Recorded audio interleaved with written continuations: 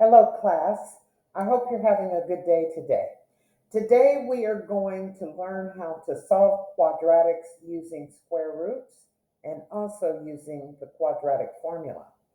This particular video is just on using square roots. All right, now here are the steps. These are outlined in your notes. So you begin by isolating the x squared expression. Then you take the square root of both sides. You simplify the radical if necessary, and this is important, there will be two solutions. So don't forget to place the plus minus in front of your answer to indicate both answers. And if x is not isolated at this point, finish solving for x. And that's pretty much it. So let's look at the examples that are in your notes. You can pause as often as you need to and copy everything down in your notes.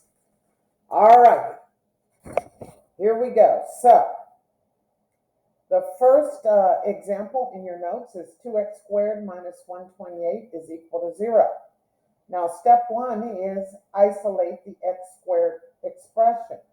So we're going to subtract or add 128 to both sides, and then we're going to divide both sides by 2.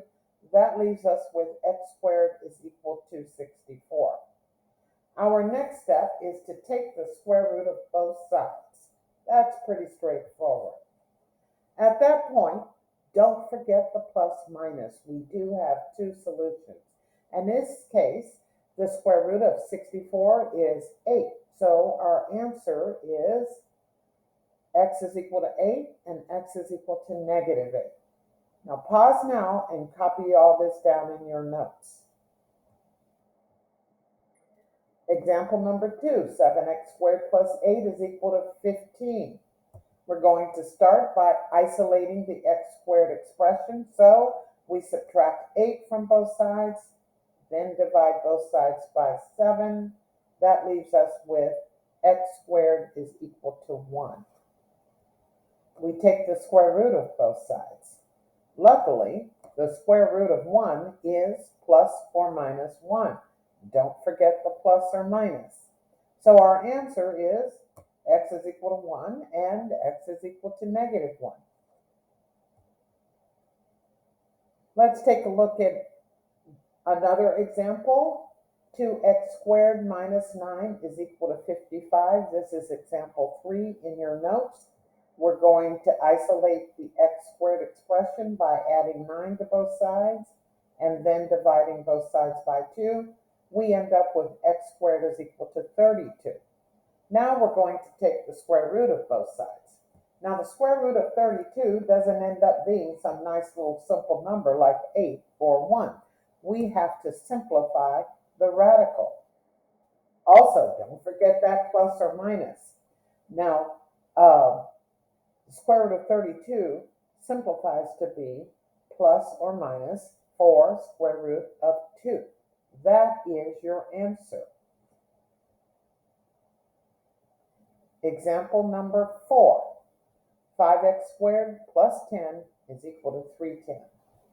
We will isolate the x squared expression by subtracting 10 from both sides and dividing both sides by 5. We end up with x squared is equal to 60.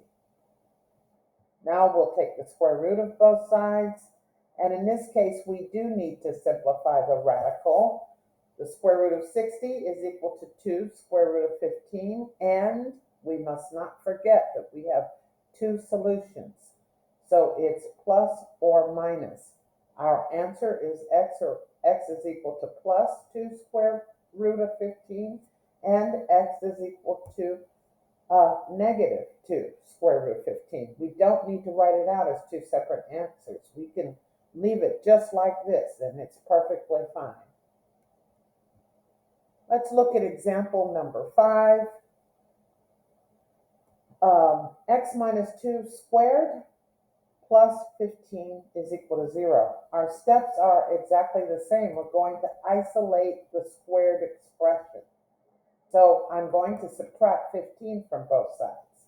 And then we're going to take the square root of both sides. You'll notice that x minus 2 is in parentheses.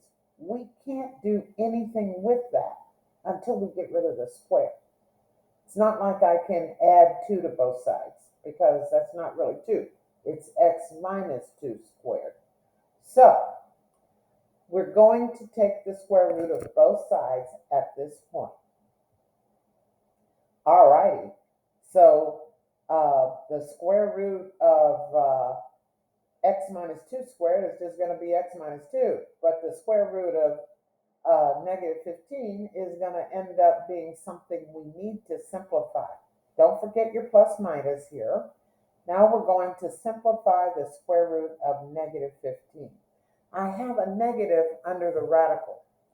And I remember from the first day's lesson that when I have a negative under the radical, I need to get rid of that negative sign by factoring out the square root of negative 1 and representing that as the imaginary number I, because I is equal to the square root of negative 1. So at this point, I have x minus 2 is equal to plus or minus I, which I have factored out of the radical, square root of 15. Now, it turns out that the square root of 15 cannot be further simplified. So I'm done, except I do need to add 2 to both sides.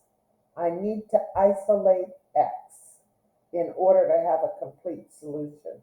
So I'm going to add 2 to both sides, and here is our solution. It is 2 plus or minus I square root of 15. Let's do one more like that. It is example number 6 in your notes. The square root of x minus 4